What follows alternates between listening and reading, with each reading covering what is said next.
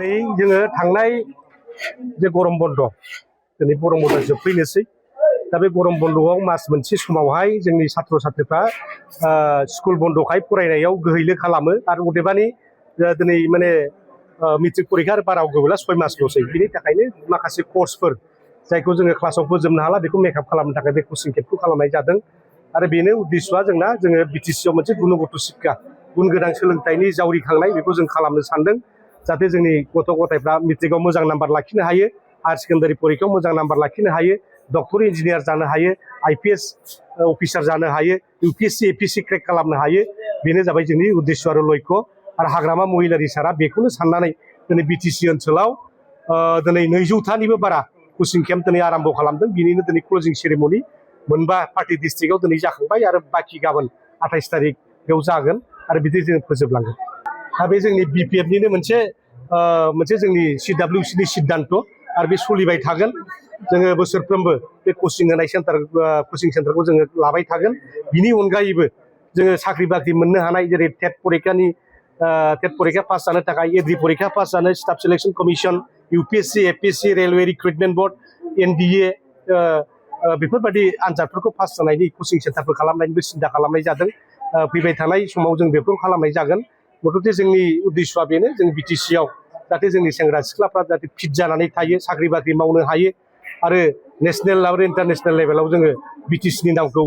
दिनै गायसननो हायो बेनो जोंनि बिपिएफ दोलोनि हाग्रामा महिलारि साननि मोनसे उद्देश्य आरो बे लक्ष्यखौ दिनै जाफुंसारहोनो थाखाय जोङो दिनै राति नाजागासिनो दं आरो बेखौ जाफुंसारहोथारगोन दा जोंनि बिपिएफ सरकाराव आगोलावबो जोङो बे निट परिखा आईआईटी परिखा बेयाव पास जानाय गथ'फोरनो राङारि अनसुंथाइ होबोदों 2 लाख दा बे हाबाफारिया जोंना देग्लायनिफ्राय जाफिनसिगोन जायफोर निटआव क्रेक खालामदों आईआईटी एडमिसन लानो क्रेक खालामदों बिसोरनि थाखाय अलरेडि 2 लाख थाखानि सेंसन होनायनि खामानिया दिनै जोंहा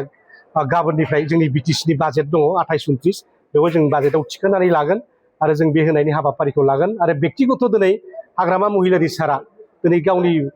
बेक्तिगत पकेटनिफ्राय दिनै जायफ्रा माने आईआईटी क्रेक खालामदों दा बिथांमोननो एडमिसन लानो गैयै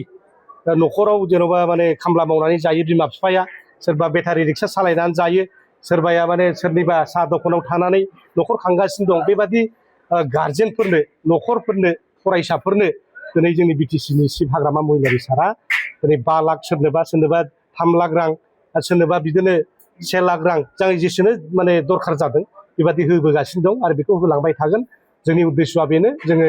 गरिबनि फिसाबाबो दिनै बयनावबो गियाना समान थायो दा